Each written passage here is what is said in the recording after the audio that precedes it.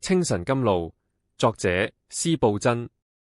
7月份7月1日，冬夏都是如此。從耶路撒冷流出來的活水江河，在炎夏之時不配因烈日而渴乾，在嚴冬之時也不配因寒風而凍裂。我的心哪，你當快樂，因為神存留你，為是要你驗證他的信實。季候改變，你也改變，但神永遠是一樣的，他的愛河永遠是深廣而又豐富的。為世事思慮愁煩，因苦難憂心如焚而有了給大的熱度時，我需要神恩典的河水使我清涼下來。我當即刻就到取不盡，用不竭的泉邊暢飲，因為無分冬夏他都上流不息。上泉永不缺乏，該當讚美神的名，但下泉也永無窮盡。以利亞所喝的基納溪雖然乾了，但耶和華仍是眷顧人的神。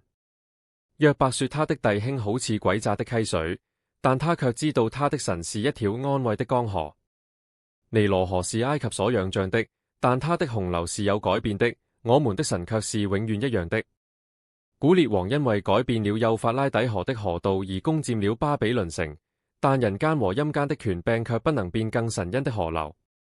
古代江河的河床都乾涸荒廢了，但沖神的權能和至愛之山所流出的河流必然常常漲溢到兩岸。一代一代的雖然都過去了，但神恩典的河道是不配改變的，神的河必然永遠沖流不止。我的哪，你得以在這平靜的河流中是多麼有福啊！不要再到其他溪流，免得你的神責備你說：現今你為何在埃及的路上要喝西曷污泥的意思的水呢？